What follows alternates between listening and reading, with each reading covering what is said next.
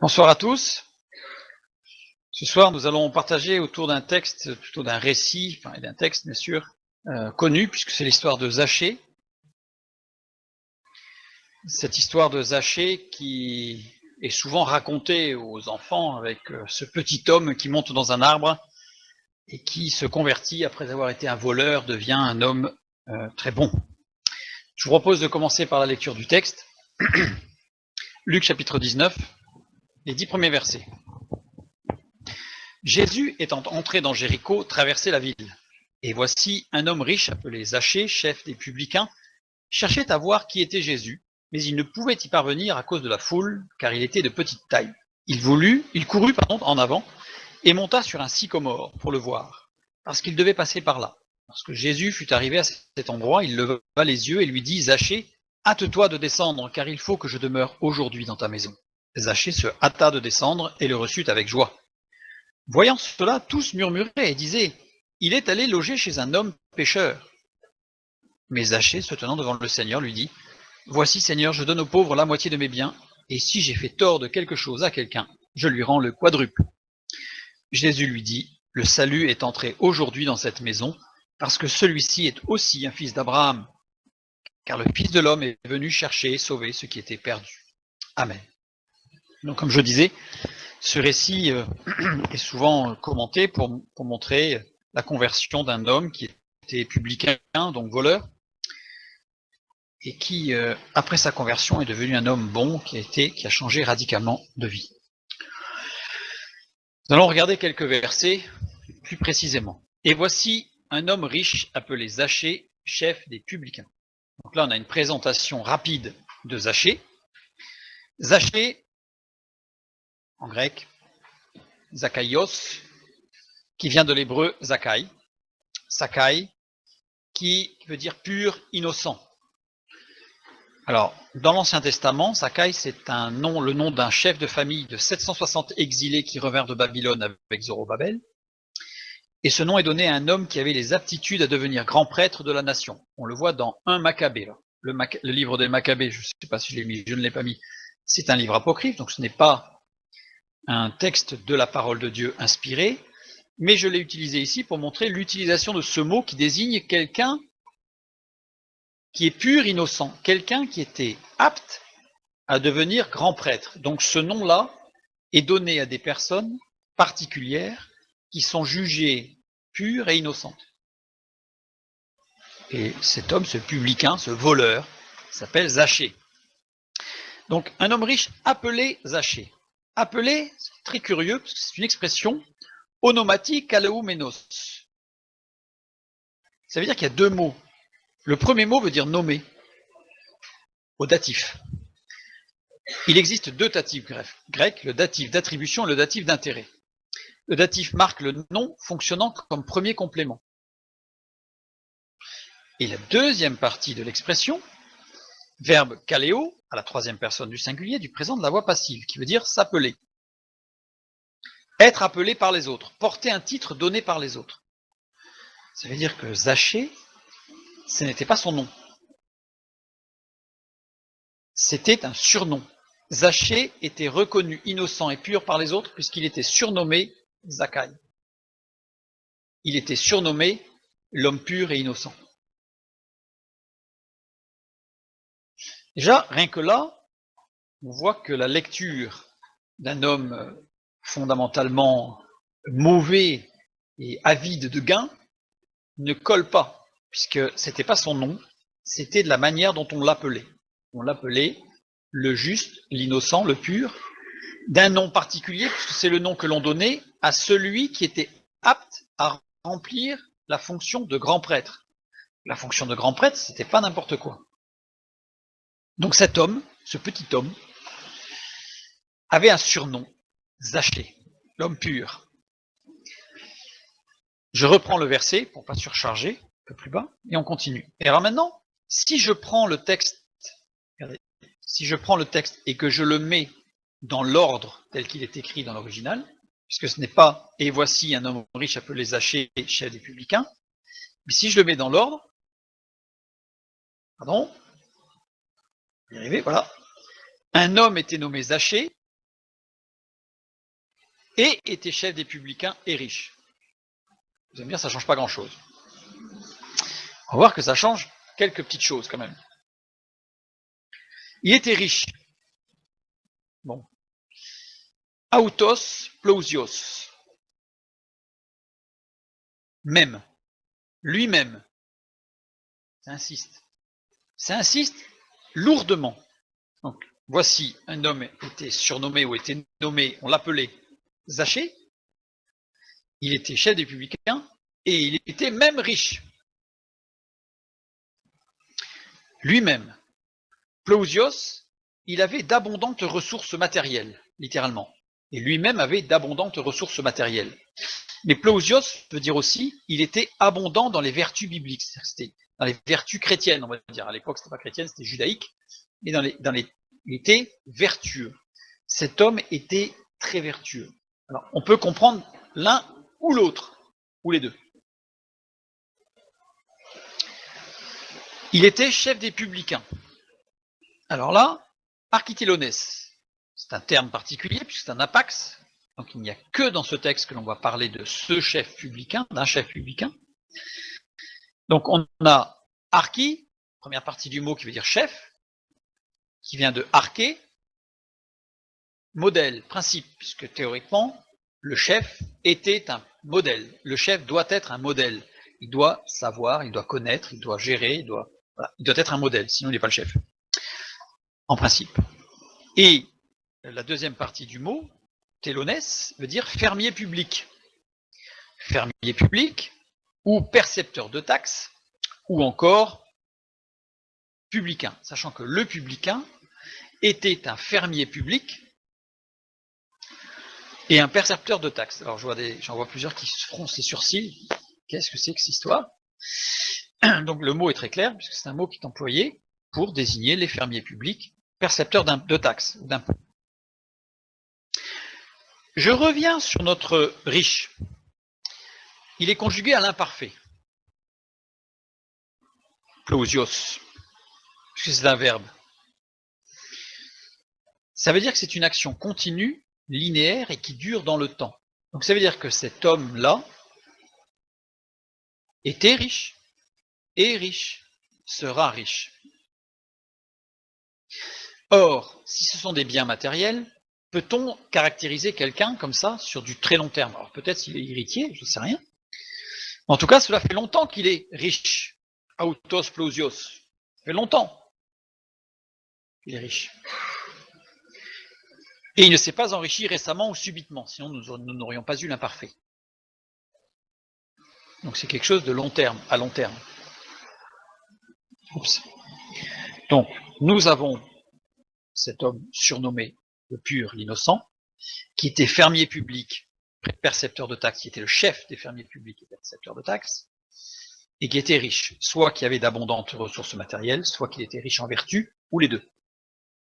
Pour l'instant, en tout cas, jusqu'à notre première lecture ici, il ne nous permet pas de déterminer lequel des deux doit être choisi, s'il faut en choisir un. Reprenons notre texte. Je l'ai remis dans l'ordre, je l'ai gardé dans l'ordre de l'original. On a vu que un homme était surnommé Zachée, donc il était reconnu et connu et reconnu pour ses valeurs morales et justes, parce qu'il était pur et innocent. Il était riche, qu'il avait d'abondantes ressources matérielles, il était abondamment, il était abondant, dans les vertus. Chef publicain, on a vu que c'était un chef modèle, un riche propriétaire terrien, un percepteur de taxes, et que tout ça désigne un publicain. Donc il était bien chef des publicains, pas de problème. Alors qu'est-ce qu'un publicain? Un publicain dans l'administration romaine, du latin publicanus, était un homme d'affaires appartenant généralement à l'ordre équestre, qui par contrat avec l'autorité civile était autorisé à collecter les taxes en son nom. Donc c'est quelqu'un qui était riche, un riche propriétaire, qui avait passé un contrat, donc business, affaires, qui avait passé un contrat avec les autorités romaines pour avoir le droit de collecter les taxes pour les Romains, évidemment. Alors quand on dit l'ordre équestre, choisi parmi les censeurs, donc de l'ordre équestre, ça veut dire que c'est quelqu'un qui est choisi parmi les censeurs, ce sont les plus fortunés, qui ont au moins 400 000 sesterces de revenus annuels, et ils sont honorables. C'est-à-dire que pour être publicain, il faut être honorable. Alors, vous allez me dire, oui, il y a d'autres textes qui nous montrent que les publicains, c'était pas ça quand même. Alors, on va voir un peu plus loin. Alors, pour information, 400 000 sesterces, c'est environ 275 ans de salaire d'un ouvrier. Ça montre quand même que les revenus sont quand même conséquents. Ça représente à peu près deux grandes propriétés. Hein. Donc cette appartenance à l'ordre équestre, on va y arriver.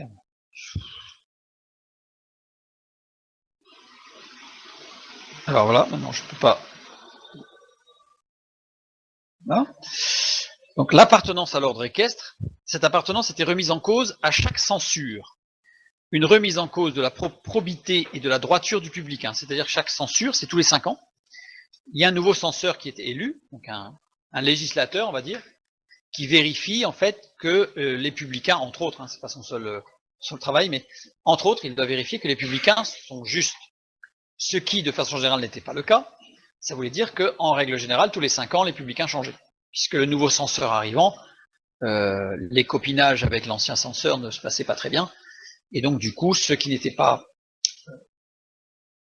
droits et corrects, on va le voir un peu plus loin, perdaient leur titre, leur droit, leur contrat était rompu, et donc ils perdaient le droit de prélever les taxes. Donc ça, c'était tous les 5 ans. Donc ça veut dire que le publicain pouvait, à la limite, s'enrichir pendant 5 ans. Après, c'était fini. Mais pour être publicain, il fallait déjà avoir quand même des revenus conséquents. Donc les publicains des 4 évangiles sont des employés subalternes au service de grands collecteurs. Seul Zachée est un chef des collecteurs d'impôts. Ça, on l'a vu, c'est le seul. Les autres dont il est parlé dans la parole de Dieu ne sont pas chefs. Ce sont des publicains qui remettent en jeu leur contrat avec les Romains, avec l'administration romaine, tous les 5 ans. Son impopularité est générale aux publicains. Non seulement parce que la fonction même est universellement mal vue du public, c'est-à-dire que même encore aujourd'hui, en général, les gens qui travaillent aux impôts sont pas très très bien vus, mais également parce qu'il est perçu comme un agent des occupants païens. C'est-à-dire que le publicain, là, il travaille pour les Romains. Et il prélève les taxes. Et on va voir pourquoi il va mettre un peu de zèle à prélever les taxes. Pour mémoire, Matthieu était un publicain. Donc l'un des disciples était publicain. Donc Jésus a appelé à son service un publicain. Le rôle des publicains. Ils bénéficiaient de contrats publics, c'est ce qu'on a entendu, pour fournir l'armée romaine. Fournir, c'est-à-dire qu'ils vendaient en fait à l'armée. Ça allait plus loin que juste collecter des taxes. Hein. Donc ils faisaient des affaires, donc ils vendaient des chaussures, tout ce que vous voulez, à l'armée romaine, de la nourriture. Ils géraient la collecte des taxes douanières et supervisaient les projets de construction publique. C'était le rôle du publicain. C'est un rôle, et ils sont payés pour ça. Et ils se font payer pour ça, bien sûr. Leur influence dans les services publics, en particulier dans les projets de construction, demeure significative. C'est leur rôle dans ce domaine aussi bien que leur importance en général à décliner rapidement. C'est-à-dire que ils avaient énormément, on a des textes romains ou de Pline l'Ancien, ou de Joséphée, historien du 1er siècle, qui montrent que les publicains avaient beaucoup d'importance au niveau des constructions publiques. Et donc, en fait, quelque part, ils essayaient d'arranger pour que ce soit leur peuple qui en bénéficie le plus. Et c'est pour ça, d'ailleurs, que les Romains ont vu très rapidement supprimer cette autorité, quelque part, du publicain, pour garder tout ce qui était d'ordre public au niveau des constructions. Donc là, on est en train d'apprendre à connaître Zachée. Hein. Il devait faire l'avance des sommes à collecter. C'est-à-dire qu'à partir du moment où il signait son contrat, il avait une zone où il devait collecter les taxes, et dès la date fatidique de la levée des taxes, il devait faire l'avance, donc il devait les payer lui. Et ensuite, il les récupérait. Vous comprenez le zèle de certains, forcément, à récupérer les taxes, puisque eux-mêmes les avaient payées. Donc, ils faisaient l'avance. Ah ben, les Romains, en fait, géraient ça de façon tout à fait intelligente. Ça, ils étaient sûrs qu'ils allaient payer, d'une part. Et deuxièmement, ils étaient sûrs que les citoyens allaient payer, parce que il est évident que le riche propriétaire ne pouvait pas se permettre, de toute façon, de ne pas récupérer cette taxe auprès de ses concitoyens, parce que sinon, il perdait tellement d'argent que ce n'était pas possible. Donc, il devait faire l'avance. et ils recouvraient leurs fonds avec une commission, bien entendu. Cette commission était établie par Rome, c'est-à-dire qu'ils ne faisaient pas ce qu'ils voulaient. Le taux d'intérêt était de 45%. Quand même. Donc il y avait un intérêt non négligeable à être collecteur d'impôts. Donc leur pratique usuraire, donc c'est-à-dire qu'ils pouvaient en plus, du coup, ils pouvaient se permettre de faire traîner un petit peu en disant ok, à 45%, on peut attendre un petit peu. Hein. Donc voilà. Donc avant le récit de Luc, alors ça a été dénoncé évidemment. Donc à l'époque de Zachée, ce n'était plus ce taux qui était appliqué. Ce taux a été appliqué jusqu'à peu près, on va dire 80 ans avant Jésus-Christ.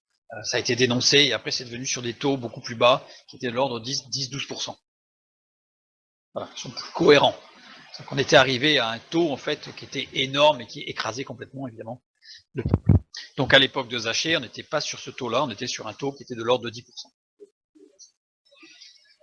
Donc Zachée était un homme reconnu juste et intègre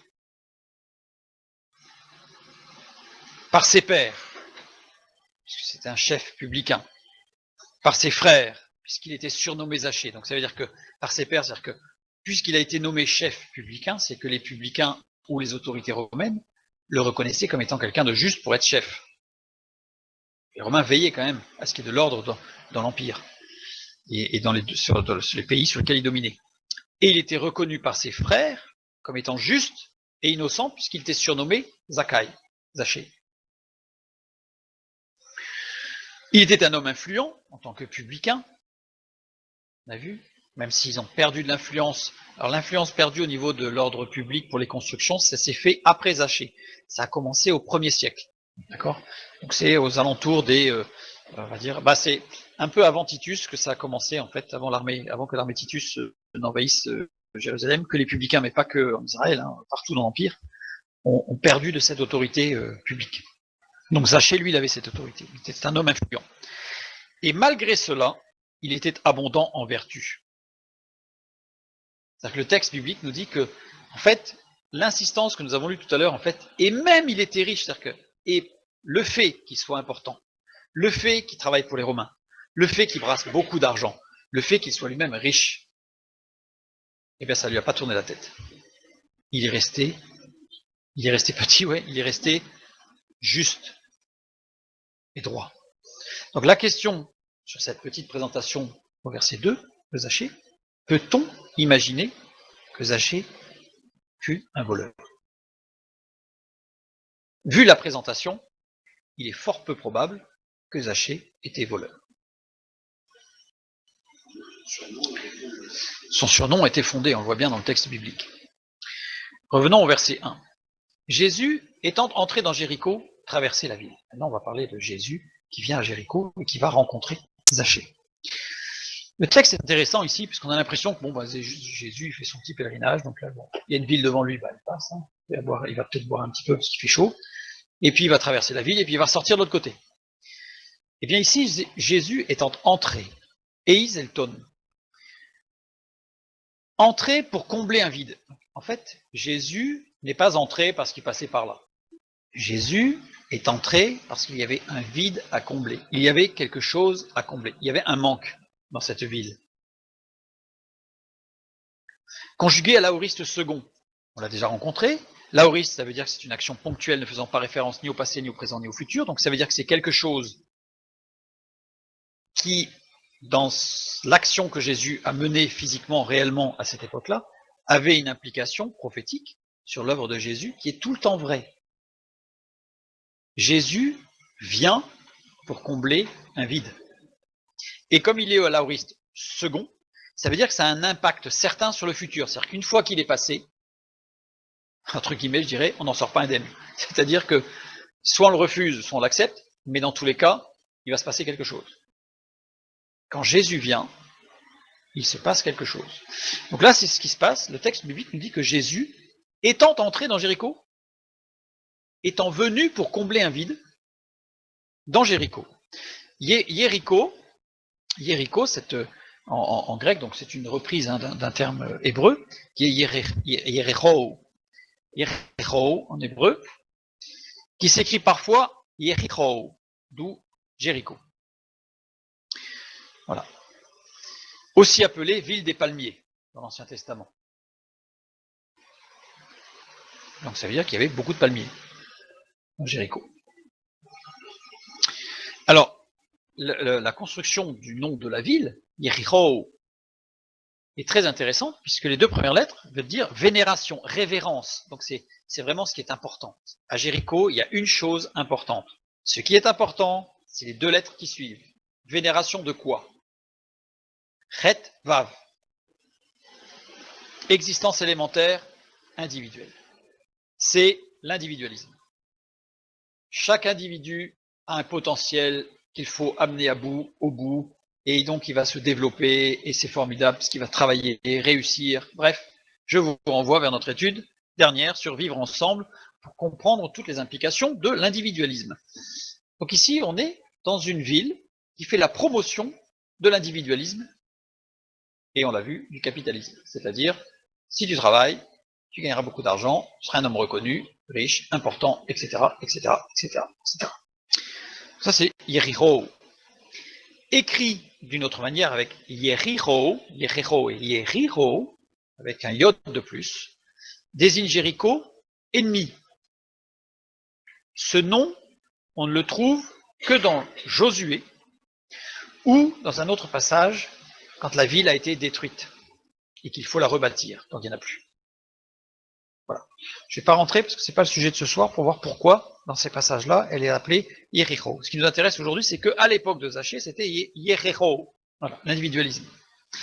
Jéricho, c'est quand même une sorte de petit clin d'œil. Jésus est allé à Jéricho pour remplir un vide. Il était allé jusqu'où?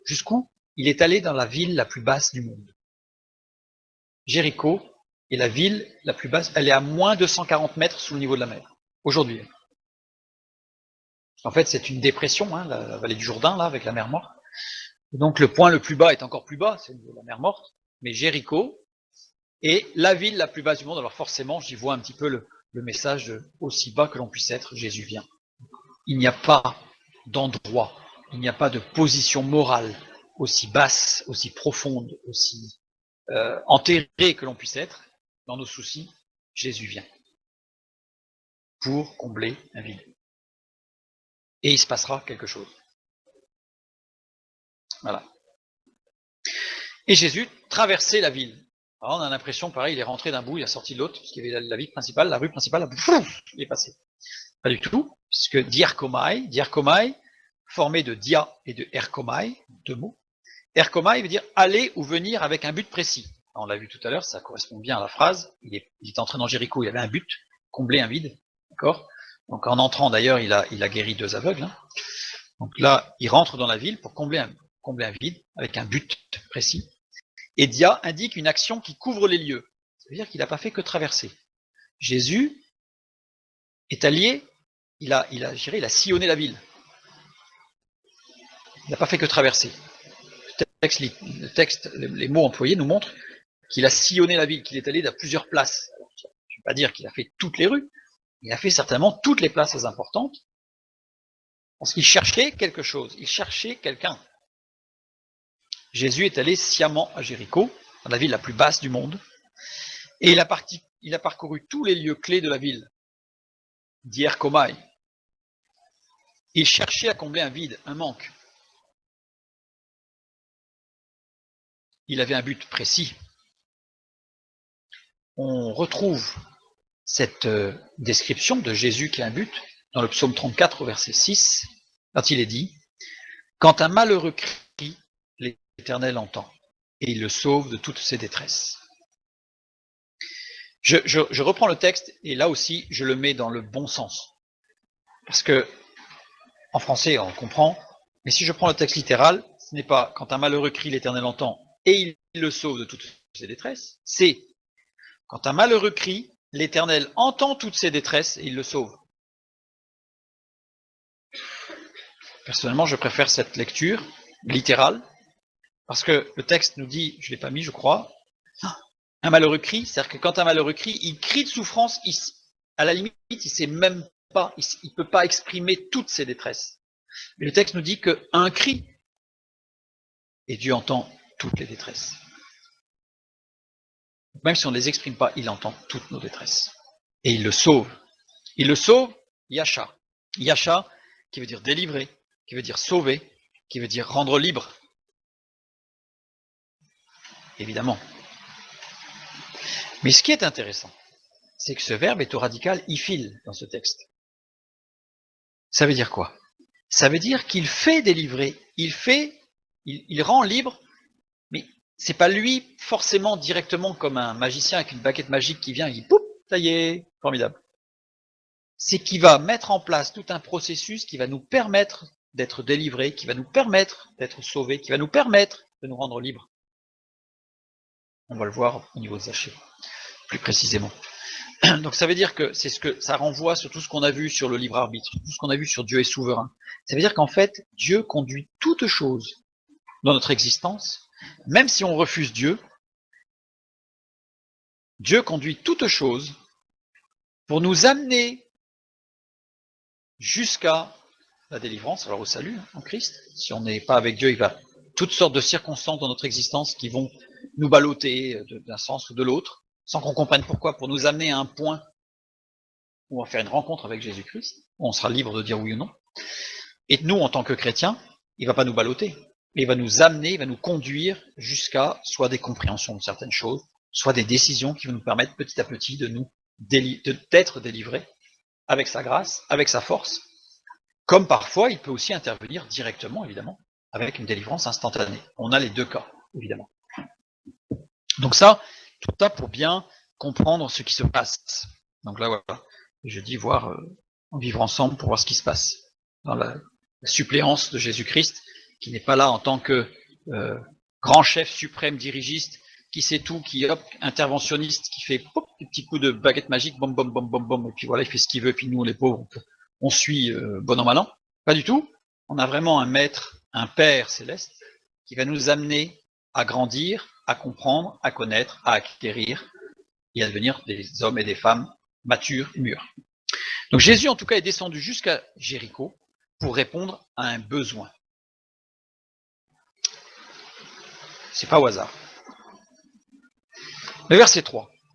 Zachée, c'était il dans le texte, mais Zachée cherchait à voir qui était Jésus, mais il ne pouvait y parvenir à cause de la foule, car il était de petite taille, le pauvre. Pas de sa faute quand même. Zachée cherchait à voir qui était Jésus. Il cherchait, zétéo. Zétéo, ça veut dire chercher, ça veut dire investiguer. Investiguer. Ça veut dire que Zachée, c'était pas juste, oh tiens, j'ai entendu dire qu'il y avait Jésus qui passait, c'est quoi? C'est une attraction? C'est quoi? Non. Zachée savait très bien, on va le voir à la fin, qui était Jésus, et il cherchait à savoir, mais qui est ce Jésus? Il est conjugué à l'imparfait, on l'a vu tout à l'heure. Ça veut dire que l'action est continue, linéaire, répétée. C'est que ça fait longtemps que Zachée, il essayait de savoir qui était Jésus. Donc Jésus est venu pour répondre à un besoin. Et ça faisait longtemps que Zachée cherchait à savoir qui était Jésus. Il cherchait à voir qui était Jésus. Eido, voir. Donc eido, ça veut dire voir, avec les yeux, voir. Ça veut aussi dire discerner, et ça veut aussi dire découvrir. Donc on peut traduire en 3 manières. Il investiguait pour discerner, pour découvrir qui était Jésus. Conjugué à l'aoriste second, on l'a vu tout à l'heure, action présente, passée ou future, avec une implication dans le futur certaine. C'est-à-dire qu'il sait que Jésus pouvait changer sa vie. Il savait, Zachée. Il avait entendu dire des choses, on va voir d'ailleurs qu'il avait entendu vraiment certaines choses précises. Il sait que Jésus peut changer sa vie, mais il ne sait pas encore qui est Jésus. Et qui est Jésus? Remettons-le dans l'ordre. Zachée cherchait à voir Jésus, qui il est, mais il ne pouvait y parvenir. Vous voyez, je remets comme c'était avant. Hop, hop, hop. Le texte nous dit Zachée cherchait à voir qui était Jésus. Le texte littéral, c'est Zachée cherchait à voir Jésus, qui il est. Zachée savait que connaître Jésus changerait sa vie. Il le savait, il avait déjà entendu des choses, il savait. Et il voulait en avoir le cœur net. Il voulait savoir, il voulait discerner, comprendre. On lui avait dit que qui il est. Tis estime, Zachée se pose la question de la nature de ce Jésus. Ce Jésus, c'est qui? Mais dans le sens, c'est quoi? C'est qui? On a plusieurs personnes qui se sont posées toutes sortes de questions sur Jésus. Matthieu 27. Le gouverneur l'interrogea en ces termes, « Es-tu le roi des Juifs ?» C'était une des questions sur la nature de Jésus-Christ. Marc 14. Le souverain sacrificateur l'interrogea de nouveau et lui dit, « Es-tu le Christ, le Fils de Dieu béni ?» Beaucoup de gens se posaient beaucoup de questions sur Jésus. Autour de nous, beaucoup de gens se posent beaucoup de questions sur Jésus. Jean 19. Pilate rentra dans le prétoire et lui dit à Jésus, « D'où es-tu » Il savait très bien, Pilate, qu'il était né à Nazareth, à Bethléem, qu'il avait vécu à Nazareth, il n'y a pas de problème. Et d'où es-tu? T'es qui? Qui es-tu? Acte 9, 5. Saul de Tarse répondit, « Qui es-tu, Seigneur ?» Jean 21. Et chacun des disciples n'osait lui demander, « Qui es-tu ?» sachant que c'était le Seigneur. Donc, c'est une question, quand on s'approche de Jésus, c'est une question qui vient forcément, à un moment donné, dans notre réflexion, dans notre recherche, dans notre compréhension. Qui est Jésus? La question que nous, ce soir, on peut se poser, même en tant que chrétien, pour nous. Qui est Jésus? Un faiseur de miracles? Un pote? Un copain? Le Créateur?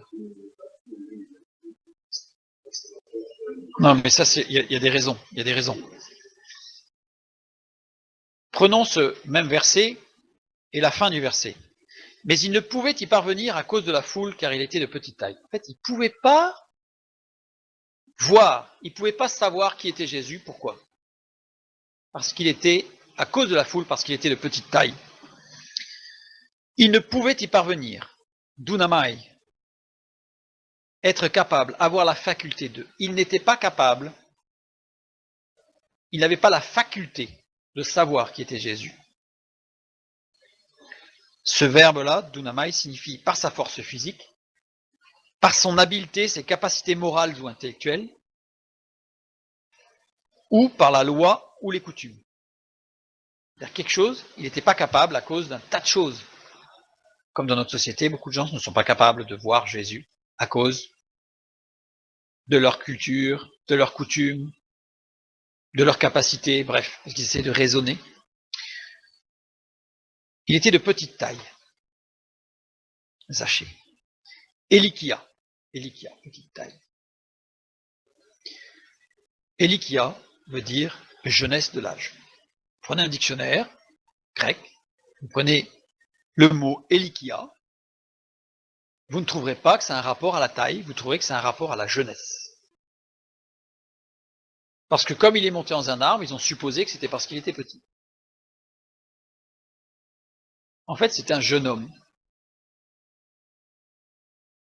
Zachée était trop jeune pour pouvoir prétendre s'adresser au rabbi Jésus. Zachée était trop jeune pour avoir suffisamment de connaissances, pour comprendre plein de choses. Évidemment, nous, on sait qu'il n'y a pas besoin de tout cela. Mais pour Zachée, c'était pas possible. Et comme il nous dit, à cause de la foule, c'est parce que la foule qui était là refusait qu'un jeune homme s'adresse au rabbi. C'était d'abord les anciens. Et qui étaient les anciens? Les scribes et les pharisiens. Donc ça veut dire qu'en fait, oui, il devait avoir moins de 30 ans, en fait, Zachée, et donc il n'était pas considéré comme étant un homme mûr, spirituellement, pour être en mesure de s'adresser à un rabbi. Donc, il était mis derrière.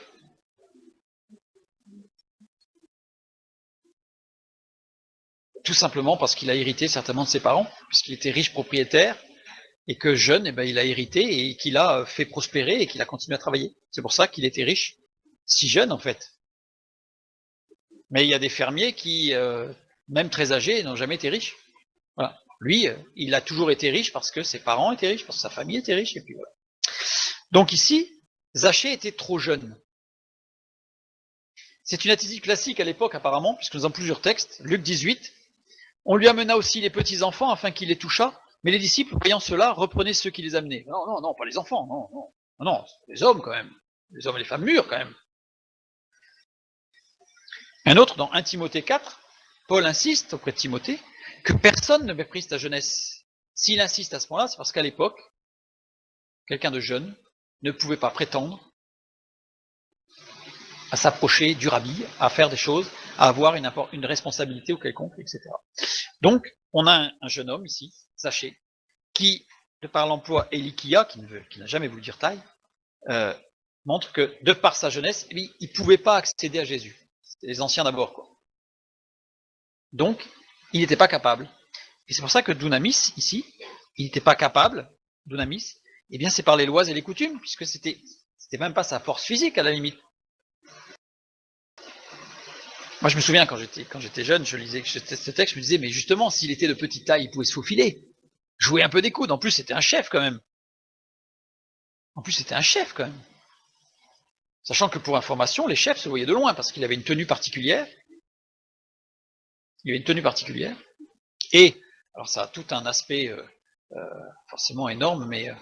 et ils avaient un signe distinctif, les chefs des publicains. Pour les Romains, en Israël en tout cas, ils avaient sur leur tunique une étoile jaune. C'est particulier.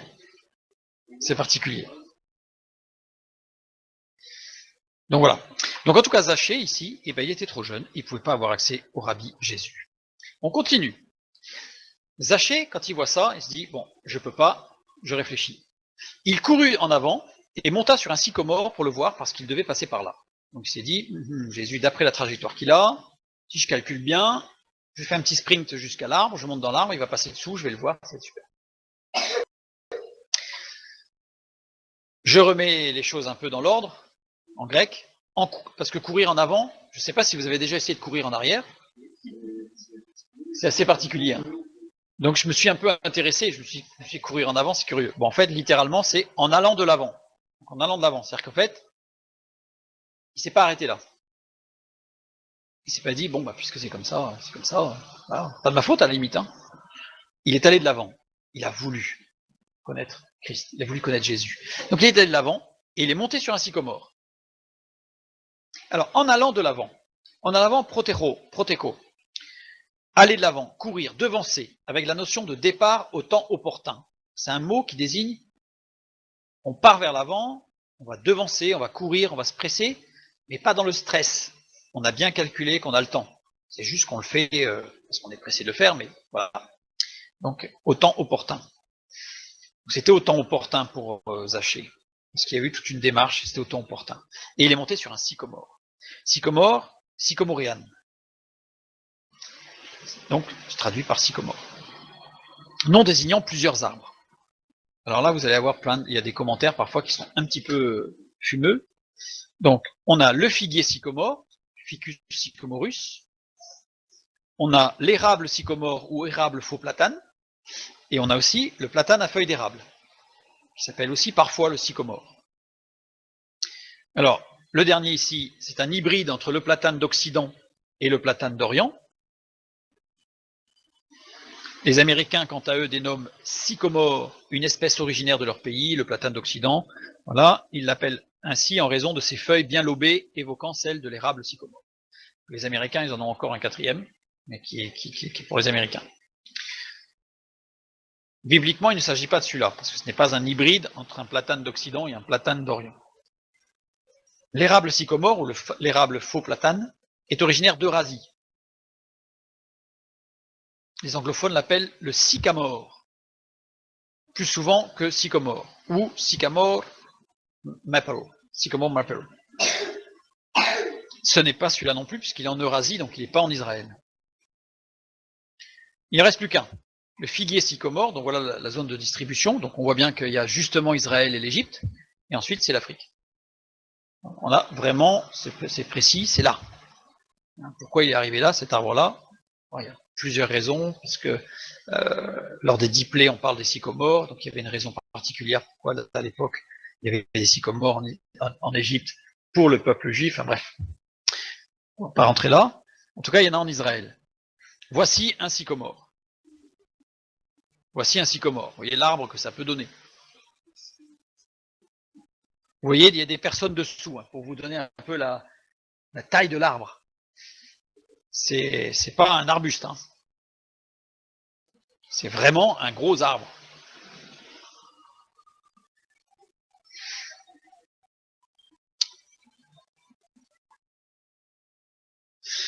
Certaines traductions traduisent, dans certaines Bibles, c'est traduit par le mot sycomore par mûrier, en se basant sur des travaux du botaniste anglais Nigel Harper en 1992, qui s'appuie lui-même sur d'autres travaux et sur le botaniste israélien Zohari. Donc là, certains le traduisent par sycomore mûrier ou mûrier. C'est à partir de là que certains disent qu'il a des épines. Alors j'ai bien regardé, le figuier sycomore n'a pas d'épines. Il a une écorce qui part en lambeaux, donc c'est un ficus, hein. C'est pas... Voilà. Donc le sycomore porte des fruits en grappe. Une petite image. Non comestible à l'état naturel. Ce sycomore, ce figuier sycomore porte des fruits. Alors ça ressemble à des petites figues. C'est comme des figues, mais c'est en grappe. Ça ressemble à des petites figues. Ça a la même forme. La couleur n'est pas la même puisque c'est rosé, mais c'est la même forme. Le fruit doit être percé avec un ustensile pointu, en général un clou.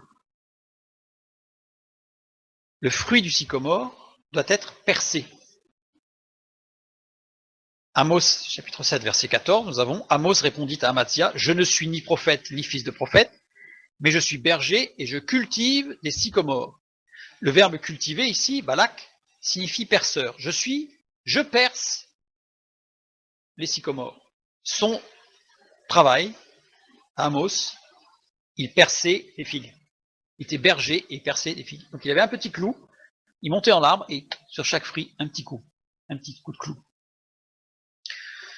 Il était berger, pourquoi? Parce que c'était les bergers qui s'occupaient le plus fréquemment de percer les figues durant leurs longues heures d'attente à garder le troupeau qui paissait. En fait, ils passaient leur temps dans les arbres à donner un petit coup de clou sur chaque fruit. Imaginez le temps que ça devait prendre. Comment? Pourquoi on perçait? Parce que sinon il ne devient pas bon. Et en fait, quand on le perce, alors je ne vais pas rentrer dans l'équation chimique, mais quand on le perce, en fait, il se met à dégager un gaz qui s'appelle l'éthylène. L'éthylène va produire une fermentation qui fait qu'en 5 jours, le fruit mûrit et on peut le manger, il est excellent. Enfin, il est excellent, il est un peu fade, mais il est très bon. On peut le manger, il n'y a pas de problème. Il est nourrissant. Et donc, en fait, quand le berger faisait ça, il savait que 5 jours après, toutes les figues qu'il avait percées étaient bonnes à manger.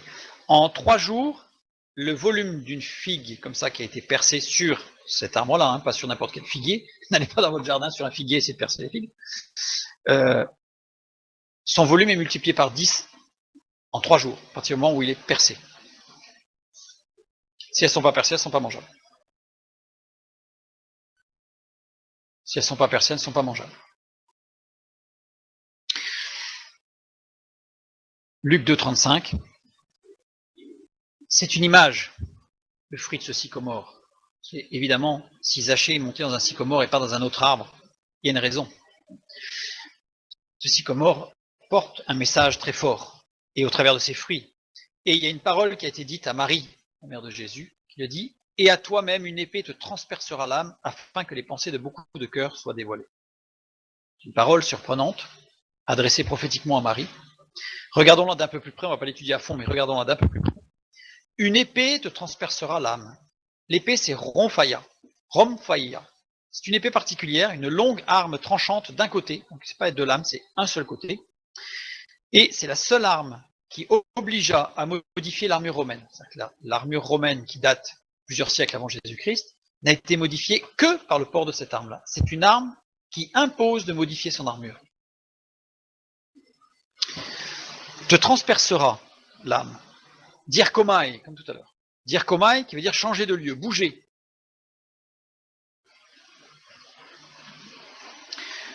Bizarre, hein?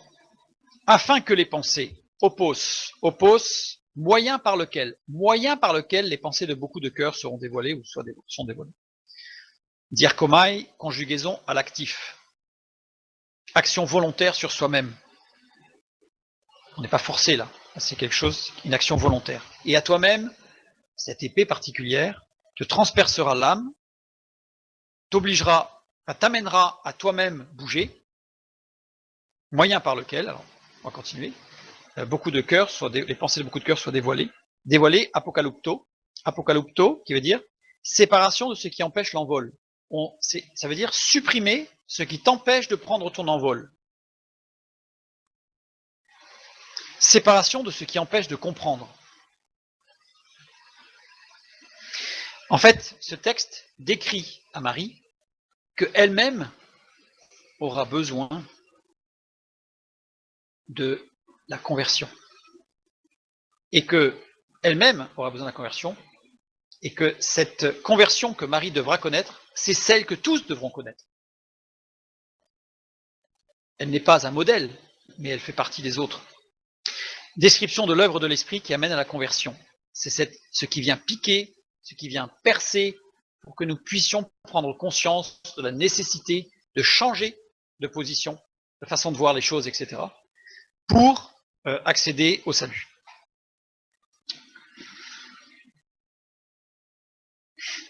Donc ce sycomore, dont les fruits, il fallait qu'ils soient percés. On a vu cette image de cet acte. Il symbolise bien, pour pouvoir porter du fruit, il faut qu'on soit percé aussi quelque part par le Saint-Esprit, touché par l'Esprit. Et bien ce sycomore, le bois du sycomore était aussi très utilisé pour réaliser des plaques ou des tables chargées de caractères hiéroglyphiques. C'est-à-dire qu'en fait, ça servait de support pour l'écriture. Parce qu'il était très tendre en fait. Et on voit dans 2 Corinthiens 3.3, qu'est-ce que nous lisons? Vous êtes manifestement une lettre de Christ écrite par notre ministère, non avec de l'encre, mais avec l'Esprit du Dieu vivant, non sur les tables de pierre, mais sur les tables de chair, sur les cœurs. Le sycomore, c'est toute l'image du chrétien, avant, après. Il y a tout un passage, la régénération. Le bois était utilisé pour les constructions. Il fournissait aussi donc un bois léger, mais durable et résistant aux intempéries. Surtout, il était pas imputrescible, mais il était rarement, très rarement attaqué par des insectes. C'est ce qui le rendait très utile. Donc il était surtout utilisé pour les portes, mais aussi pour les cercueils, puisque les animaux en fait n'attaquaient pas le cercueil, très rarement ou très difficilement. Et différents objets, donc en particulier aussi d'ailleurs malheureusement des idoles aussi qui étaient faites dans ce bois-là, puisque ce bois n'était pas attaquable par les insectes. Mais pour les constructions durables dans la parole de Dieu et dans l'Ancien Testament, le bois de sycomore devait être remplacé par le bois de cèdre, raison pour laquelle dans le temple de Salomon, etc., tout était fait en cèdre. Et on va voir pourquoi, et non pas en sycomore. On a un texte qui nous dit ici, des briques sont tombées, donc c'est dans Isaïe 9, nous bâtirons en pierre de taille. Donc en fait, il y a tout un message là-dessus, critique par rapport à la vie aussi, mais les briques, on a vu ce que c'était, hein, on a déjà étudié dans Genèse pour la tour de Babel, et donc c'est tout ce qui est la construction humaine, qui sont tombés, et nous bâtirons en pierre de taille. Donc là, c'est le peuple Israël qui veut proclamer, qui veut construire suivant les règles de Dieu. Des sycomores ont été coupés, ou se sont cassés, les bois de sycomore se sont cassés, nous les remplacerons par des cèdres. L'objectif, c'était de remplacer par du cèdre. Sycomore, shikmim, shikmim, 2 premières lettres qui veut dire qui se cherche, et les 3 dernières lettres, Meim, Yod, Meim, ce qui est très mobile, fluide, insaisissable. C'est ce qui a donné l'eau. Maïm, ce qui a donné l'eau, parce que c'est insaisissable, c'est fluide, ça coule, on ne peut pas le retenir dans les mains. Donc c'est Maïm, l'eau. Donc, Shikmim, c'est qui se cherche et qui est insaisissable, qui part dans tous les sens. Voilà. 2 occurrences, évidemment. L'autre occurrence, celle-ci dans Amos, chapitre 7, verset 4, que nous avons lu tout à l'heure, quand il est dit que Amos était percé des sycomores. Et remplacé par des cèdres. Pourquoi des cèdres, va Razim? Parce qu'en fait, c'est un apax. Ici, première lettre, c'est l'homme. Deuxième lettre, c'est Dieu. L'homme-Dieu, ou le Fils de l'homme. Ensuite, les 2 lettres suivantes, ça veut dire révélation. Et les 2 dernières lettres, accumulation, grandissement. Le cèdre, c'est l'image de la révélation du Fils de l'homme pour grandir, pour s'épanouir, pour devenir libre. L'image du cèdre. Là, il est en apax dans le texte d'Ésaïe. Alors, il y a tout le contexte d'Ésaïe par rapport à la construction qui nécessitait une prise de conscience du peuple qui était, parlé en langage moderne, à côté de ses chaussures. Et donc là, il fallait une prise de conscience. Donc la construction de ce mot ici est un apax. Dans d'autres termes, on a la même racine, évidemment, hein, Donc on a le même sens, mais avec une légère différence graphique qui amène des sens complémentaires. On ne va pas étudier ça ce soir, c'est pas le sujet. Son latex a pu servir à teindre en rouge les étoffes, la sève, le latex du sycomore teigné en rouge, mais jamais des vêtements royaux ou sacerdotaux. Vous voyez? Pourquoi? Parce que ça, c'était, c'était pour les vêtements royaux, c'était un coquillage, une cochenille. Il y avait la cochenille, puis il y avait un coquillage aussi, un coquillage qui se trouve dans la Méditerranée, qui était teint en rouge, un rouge vif, un rouge écarlate, un rouge vraiment voilà, ce qu'a eu Jésus, le vêtement rouge qu'il a eu quand il était martyrisé par les Romains, et c'était un vêtement de ce type-là. Et donc c'était pas avec du sycomore. Voilà.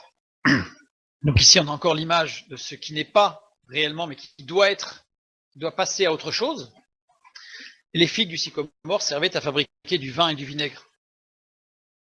Du vin et du vinaigre. Voilà. Il y a d'autres choses, parce qu'avec les figues du sycomore, on faisait aussi ce qu'on appelait des shoots, c'est-à-dire des bonbons. Ça servait aussi à faire des bonbons. Bref, le sycomore servait à beaucoup de choses. Et donc on a l'image de la régénération du chrétien, en fait, qui doit passer à quelque chose d'autre, qui doit passer un cap. C'est la conversion, c'est la régénération, c'est la nouveauté de vie. Donc, notre ami Zachée est monté dans un sycomore. Tout symbole. Besoin de régénération. Pour le voir. Pour Ina. Afin de le voir. Le sens c'est bon. Pour le voir. Eido encore. C'est bien tout à l'heure. Comme tout à l'heure. C'est-à-dire voir, discerner, découvrir. Conjugué à l'aoriste second. Donc, il a bien l'objectif de discerner qui est Jésus pour changer sa vie.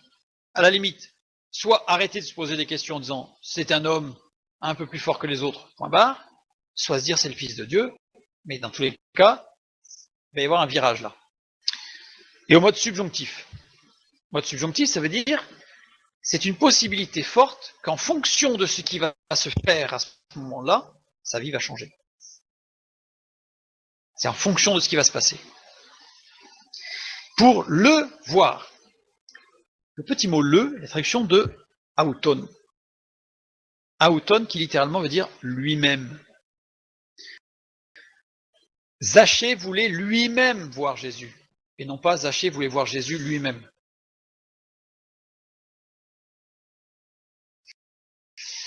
Ici, dans cette phrase-là, il n'est pas fait mention de Jésus. Jésus n'est pas mentionné.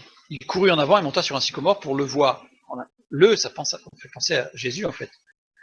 Mais le mot auton ne peut pas désigner Jésus puisque Jésus n'a pas été mentionné dans cette phrase. Donc le mot lui-même se rapporte à Zachée. C'est-à-dire que Zachée, il avait entendu dire des choses sur Jésus, mais qu'il voulait voir lui-même.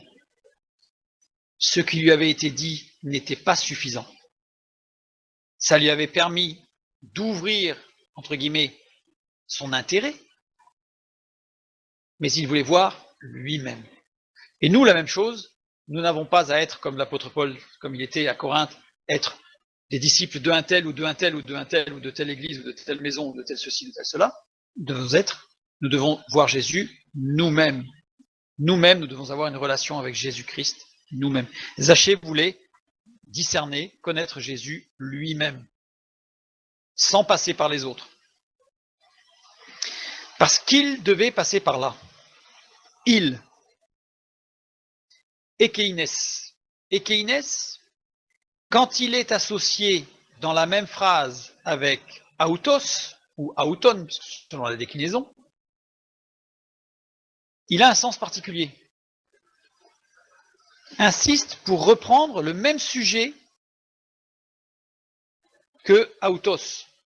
Or, on a vu que autos ne pouvait être autre que Zachée. Donc, parce que Zachée devait passer par là. Zachée devait passer par où? Zachée courut en avant, monta sur un sycomore, parce qu'il voulait voir Jésus lui-même, il voulait connaître Jésus. Pas au travers des écrits d'un livre ou des pharisiens, des scribes, de ce qu'on pouvait entendre parler sur lui, etc. Il voulait avoir cette relation lui-même, cette révélation de Dieu. Parce que lui, Zachée, devait passer par là. Il devait passer par quoi? par la révélation.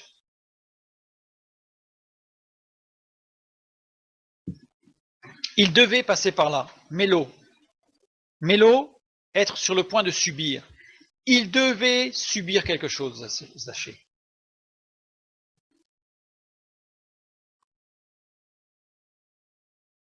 Et passer, dire Komaï, changer de position, physique, morale ou spirituelle, avec 2 LE.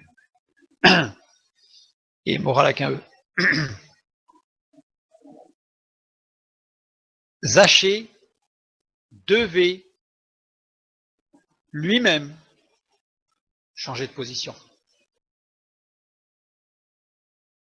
Ce texte-là, littéralement, nous parle de Zachée qui voulait connaître personnellement Jésus, mais qui devait changer de position, qui devait accepter quelque chose. Et les mots par là n'existent pas. Alors, si vous prenez certains textes, en particulier certains textes avec des strongs, des numéros qui correspondent aux mots originaux en grec, ils vont vous dire que ces mots existent. Alors, c'est pour ça que j'ai mis ici la référence de tous les textes grecs de référence dans lesquels ces mots ne sont pas. Voilà. Donc, il devait changer de position. Zachée. Zachée devait passer par une expérience particulière, par la rencontre personnelle avec Jésus, par un changement de position et de jugement sur lui-même, par un changement de position et de jugement sur la nature de Jésus. Jésus, c'était pas un copain. Jésus, c'était pas un simple homme. Jésus, c'était pas un Superman. Jésus, c'était le Fils de Dieu. Et Zachée devait faire cette expérience de la rencontre personnelle avec Jésus. Comme nous-mêmes, nous devons nous-mêmes connaître Jésus-Christ et nous-mêmes, nous devons changer notre regard et accepter le regard de Christ. D'ailleurs, on le voit, parce qu'on va passer quand Jésus le voit sous l'arbre, il l'interpelle, il dit descendre, etc. Là aussi, il y a beaucoup de choses. On va passer tout ce passage. Et on voit juste après, au verset 7, voyant cela, tous murmuraient. Et disaient, il est allé loger chez un homme pécheur. Alors là, il y a une opposition là. Parce qu'on a vu tout à l'heure que Zachée était un homme pur et innocent, il avait ce surnom, qu'il était droit, etc. Et là, on nous dit, tout le monde dit, il est allé loger chez un pécheur. Donc il y a quelque chose qui ne va pas. Donc, voyant cela, tous murmuraient. Tous, diagoguzo, murmuraient, se plaindre entre soi. Donc c'était entre eux. Ça faisait des petits groupes là, et puis et ça causait là. 2 occurrences de ce verbe. Ce verbe est utilisé 2 fois. Et la deuxième fois, c'est en Luc 15:2. Et les pharisiens et les scribes murmuraient, disant, cet homme accueille des gens de mauvaise vie et mange avec eux. Conjugué à l'imparfait ici, diagoguzo, d'ailleurs l'autre fois aussi, en Luc 15. Action continue, linéaire et répétée. Donc c'est pas que là, c'est que c'est quelque chose de continu. Ça n'arrêtait pas de murmurer sur Jésus. Ceci nous montre que ceux qui murmuraient, ce sont les pharisiens et les scribes, qui cherchaient à piéger Jésus, qui cherchaient à trouver une excuse pour dire que ce rabbi-là, eh ben, non. Parce que pour l'instant, il faisait des miracles, les paroles qui sortaient de sa bouche étaient vérité, il avait la puissance en parole et en acte. C'était difficile d'aller dire que cet homme-là n'était pas de Dieu. Donc il cherchait, il murmurait, il cherchait un truc. Tous, c'est tous ceux-là, tous les scribes et tous les pharisiens. C'est bien tous les scribes et les pharisiens qui murmuraient. D'ailleurs, c'est pour ça que les scribes et les pharisiens, quelque part, en fait, on peut supposer, là j'ai pas le texte qui me permet de l'affirmer, mais on peut supposer que quand Jésus se déplaçait, les scribes et les pharisiens, ils avaient une tendance à être autour de Jésus, à mon avis, aussi pour éviter qu'il y en ait d'autres qui s'approchent de Jésus. Vous voyez ce que je veux dire? Garder la maîtrise. Donc, ici, Zachée, ça nous confirme le texte du début, que Zachée ne pouvait pas rentrer, aller voir Jésus, parce qu'il y avait les anciens qui étaient là. Parce que lui, non, toi, le petit jeune, c'est nous. Donc Zachée ne pouvait pas y aller. Et c'est eux qui murmuraient, qui cherchaient un petit peu à piéger Jésus, à essayer de trouver quelque chose pour pouvoir l'accuser. Et donc là, il est allé loger chez un homme pécheur. Mon pécheur, c'est Amartolo. Amartolo, non religieux. Donc, littéralement, ça veut dire chez un homme non religieux.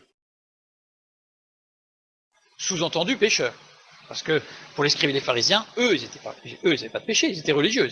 Ils accomplissaient les devoirs religieux, donc ils étaient sans péché, eux. Par contre, les autres, les non religieux, c'était des pécheurs. Hein. Donc non religieux ou pécheurs, par extension. C'est un datif. La terminaison montre qu'il s'agit d'un datif. Ce nom est un complément d'objet second. Complément d'objet second avec le mot homme. Chez un homme pécheur. Le mot homme, c'est Andri. C'est pas anthropos, c'est Andri. Or, Andri, c'est un mot qui est employé en référence à l'âge pour distinguer un adulte, un homme fait, d'un plus jeune, d'un garçon ou d'un jeune homme. Ce qui nous confirme bien que Zachée, c'était pas sa petite taille le problème, c'était sa jeunesse. Il n'avait pas l'aplomb pour faire face aux anciens. Donc ici, il est allé chez un jeune homme non religieux. Vous vous rendez compte, pour un rabbi de ce rang, ils essayaient de trouver quelque chose pour dire que Jésus, non, il n'était pas sérieux Jésus. Zachée était un jeune homme, a priori de moins de 30 ans, non religieux. Donc, là, ils se sont dit, ah non, non, non. Si Jésus était un véritable rabbi, il s'adresserait à nous quand même. D'ailleurs, il ne devrait pas trop le dire, parce que quand il s'adresse à eux, ça chauffe un peu pour leur matricule. Mais voilà. Donc, les pharisiens qui murmuraient. Ce qui dérangeait les religieux, qu'est-ce qui dérangeait les religieux en réalité dans ce que Jésus avait fait dans les versets 5 et 6, quand il leva les yeux vers Zachée et qui lui dit « Descends, hâte-toi de descendre, car il faut aujourd'hui que je loge dans ta maison, j'habite chez toi. » Et alors Zachée est descendu et il le reçut. Alors littéralement, il n'y a pas de notion de déplacement où Jésus est allé chez lui, mais il a reçu Jésus comme son sauveur. Hein, parce que d'ailleurs le terme « hâte-toi de descendre », littéralement en fait il y a deux sens, ça peut vouloir dire « dépêche-toi de descendre », ça c'est premier sens, je dirais, physique, premier niveau. Deuxième niveau, mets tout ton cœur pour être délivré. Littéralement. Vous voyez, c'est un message de Jésus qui est énorme. Jésus est venu à Jéricho pour faire quoi? Combler un vide. Et il dit à Zachée, mets tout ton cœur, conjugué à l'aoriste d'ailleurs, ça veut dire que maintenant et plus tard, que ta vie commence, là il y a une vie qui commence là, mets tout ton cœur, toute ton énergie pour être délivré. Et la réponse de Zachée c'est, et il mit tout son cœur pour être délivré. Et il reçut Jésus dans sa vie. Et qu'est-ce qui énerve les religieux là, là, ils sont énervés quand même. Zachée était considéré comme juste. Zachée était considéré comme juste. C'était l'homme innocent, le pur. Il était droit, il était carré. C'était un homme bon. Et Jésus a souligné que même lui avait besoin de la conversion. Même cet homme que tout le monde considérait comme innocent, pur, droit, et qui était certainement droit. Pur, non. Mais ça veut dire que quelque part, les scribes savaient très bien que Jésus était en train de leur dire, et vous les amis, qui vous considérez purs et innocents, vous devez, comme Zachée, vous-même,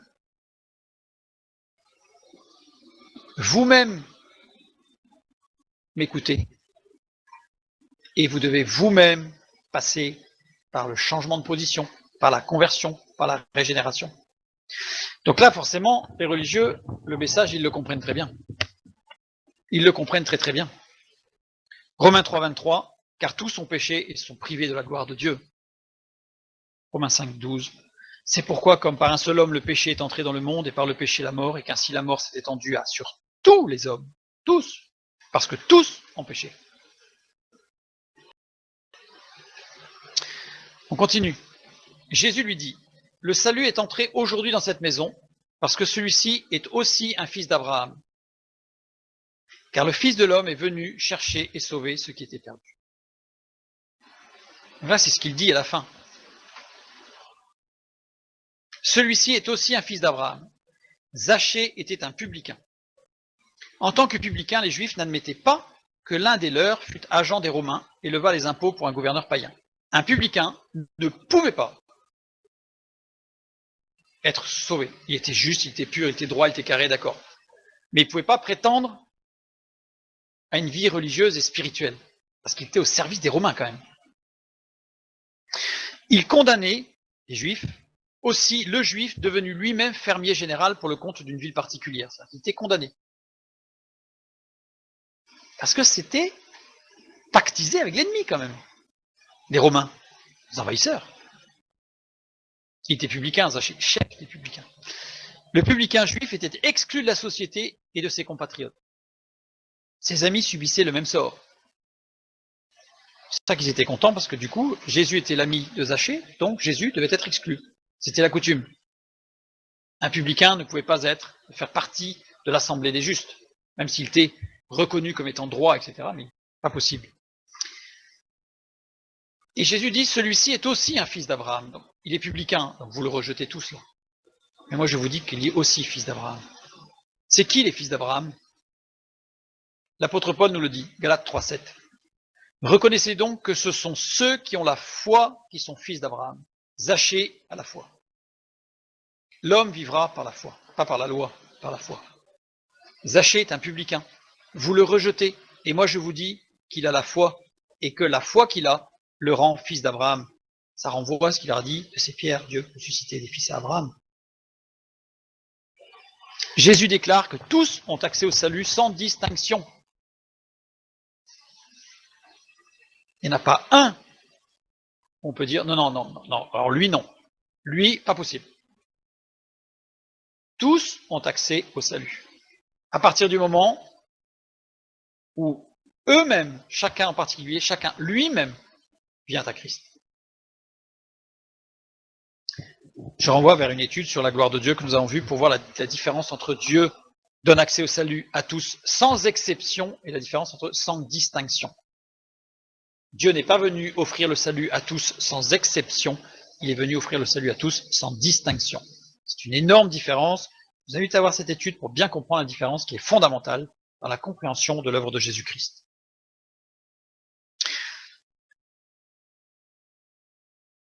Mais Zachée, là c'est ce qu'il dit au verset 8, Zachée, il a fait l'expérience, il a reçu Jésus, et il dit, mais Zachée, se tenant devant le Seigneur, lui dit, voici Seigneur, je donne aux pauvres la moitié de mes biens, et si j'ai fait tort de quelque chose à quelqu'un, je lui rends le quadruple. Se tenant devant le Seigneur, statéis, c'est un verbe très fort, prendre une position publique et l'assumer. C'est-à-dire que là, Zachée, devant les scribes et les pharisiens tout à l'heure, il est parti en courant pour monter dans un arbre parce qu'il n'avait pas d'accès. Cette fois-ci, il fait face. Cette fois-ci, il a pris position pour Jésus-Christ. Il a reçu Jésus, et maintenant, il tient sa position devant les anciens. Publiquement. Conjugué à l'aoriste, Zachée a changé. Il sait qui est Jésus. Il a changé. Sa vie a changé. C'est pas que là, parce que tout d'un coup, il est super excité. Il y a eu de la musique sympa et tout, donc c'est formidable. Non, il a pris une position pour Christ. Il est devenu un disciple de Jésus-Christ. Devant le Seigneur. Des, qui est une particule rajoutée dans les textes pour marquer une opposition à une déclaration ou une attitude précédente. Ça montre une opposition avec ce qui s'était passé avant. Qu'est-ce qui s'était passé avant? Zachée n'avait pas accès à Jésus.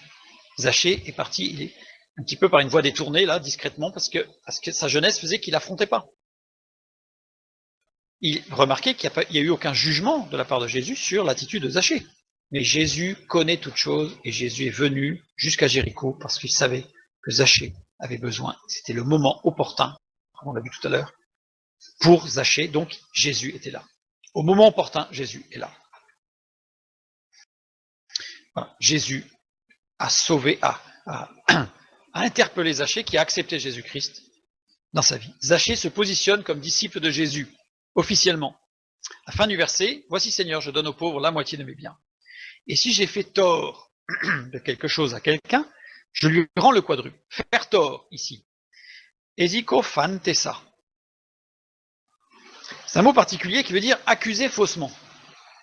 Littéralement, et si j'ai accusé faussement de quelque chose, quelqu'un, je lui rends le quadruple. Ah, surprenant. Surprenant. Ça change le sens. À Athènes, ceux qui étaient des sycophantia avaient le rôle d'informer contre ceux qui faisaient de l'exportation illicite de figues. C'est-à-dire que ceux qui étaient les esikophantesa, donc c'est quelque part Zaché dit, et si moi j'ai été ça, j'ai été cette personne-là, accusatrice, faussement. Le mot sycophantes était un terme général d'opprobre pour désigner un malin et un vulgaire accusateur par amour du gain. Voilà. C'est-à-dire que, pour être clair, c'était des gens qui devaient surveiller au niveau des douanes, et quand il y avait quelqu'un qui volait, ou qui passait de façon illicite des marchandises sans payer les taxes, ou qui étaient interdites, il devait le dénoncer. Mais ce qui se passait, c'est que parfois il dénonçait faussement. Il dénonçait faussement les gens qui avaient soit payé leurs taxes, soit qui n'avaient rien à déclarer. Tout était clair. Et on va le voir tout à l'heure, mais pourquoi? Parce qu'en règle générale, quand ils accusaient faussement, ils se faisaient soudoyer pour retirer leur accusation, et donc ils se faisaient payer. En disant, bon, je t'accuse d'avoir détourné tant de kilos de figues, si tu me payes, je t'accuse pas. C'était eux, les sycophantes, les faux accusateurs. Je lui rends le quadruple. Donc si jamais j'ai accusé faussement, c'est-à-dire si j'ai dit à quelqu'un qu'il n'avait pas payé ses taxes, alors que c'était pas vrai, eh bien je lui rends le quadruple. Zaché était chef des publicains. C'est-à-dire qu'en fait, il était comptable. C'est-à-dire qu'en fait, il payait les taxes, il recevait les taxes, donc il savait ce que c'était que compter. Hein. Il savait ce que c'était que compter avec des taux d'usure, etc. Il était le chef de ceux qui savent compter. C'est comme un expert comptable pour les comptables, quoi. Si sa fortune venait du vol, comment aurait-il pu prendre 4 fois plus, rendre 4 fois plus? Ça m'a toujours surpris quand quelqu'un dit Zaché c'est un voleur, la preuve. La preuve quoi? S'il avait volé pour 400 000 sesterces, là il est en train de dire, si j'ai volé les 400 000 sesterces, je rends 1 600 000 sesterces. C'est pas possible. Ça montre bien que Zaché est sûr de lui sur le fait qu'il n'a jamais volé. S'il avait volé d'ailleurs, le texte biblique du Deutéronome, du Nombre chapitre 5, montre que s'il avait volé, il aurait dû rendre ce qu'il avait volé, plus un cinquième. C'était la loi, en application. Donc là, c'est clair qu'il se mettait sur la paille s'il avait été voleur, puisqu'on voit que son expérience est vraie. Donc Zaché n'a jamais été voleur. Je donne, alors ça c'est Zaché confirme qu'il était juste et non un voleur, ça c'est très important. Je reprends le texte, parce que c'est très important quand il dit « Je donne aux pauvres la moitié de mes biens ». On n'a qu'un seul passage dans la parole de Dieu qui nous parle de donner la moitié de ses biens. Autre que là. Dans Luc chapitre 3 au verset 11. C'est Jésus qui dit que celui qui a 2 tuniques partage avec celui qui n'en a pas. 50%, hein. Et que celui qui a de quoi manger agisse de même.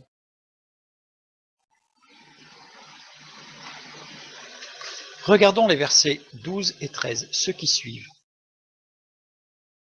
Il vint aussi des publicains pour être baptisés et ils lui dirent « Maître, que devons-nous faire ?» Il leur répondit « N'exigez rien au-delà de ce qui vous a été ordonné. » On comprend maintenant pourquoi cette phrase « publicain ». Soyez juste dans les taxes que vous devez. N'exigez rien au-delà de ce qui vous a été donné, ça veut dire ne soyez pas un sycophantes, comme on a vu tout à l'heure, qui souvent extorquait de l'argent aux exportateurs illicites de figues. En fait, ok, il y avait des gens qui volaient, mais ils en prenaient encore plus. Puisque vous avez volé, ah, vous avez volé. et ben on les fait chanter, quoi. Donc Jésus dit, faites votre... Et d'ailleurs, juste après, au verset 14, il y a des soldats romains qui sont venus le voir, Jésus, et qui lui ont dit, et nous? Et Jésus leur dit, contentez-vous de votre solde. Même principe. Contentez-vous de votre solde. Faites pas du pressing, là. La pression pour avoir autre chose. Du chantage. Zachée devait faire partie de ces publicains qui étaient venus voir Jésus. Parce qu'il n'y a que à cet endroit qu'il est dit qu'il y avait des publicains. Et Jésus a dit qu'il faut donner la moitié de votre bien si, évidemment, c'est pas écrit mettez-vous sur la paille. C'est pas écrit mettez-vous sur la paille. Mais là, Zachée, en fait, il applique une parole de Jésus. C'est pas un ordre que Zachée a reçu. C'est de plein gré, de tout son cœur, qu'il donne la moitié de ses biens. Mais il applique une parole de Jésus. Et le texte biblique nous dit, il y avait des publicains à ce moment-là. Et nous avons lu tout à l'heure que Zachée, ça faisait un moment qu'il se posait des questions sur Jésus et qu'il investiguait. Vous savez, à l'époque, Israël, c'est pas très grand quand même. Hein. Entre Jéricho et Jérusalem, la distance, certes, à pied, ça fait la distance, mais ça reste raisonnable pour quelqu'un qui veut vraiment savoir. Donc, Zachée était certainement de ceux qui ont été au début du ministère de Jésus, qui ont écouté les paroles de Jésus, et là, il a réalisé, et là, il a mis en pratique les paroles de Jésus. Et nous, les paroles de Jésus, on les met en pratique?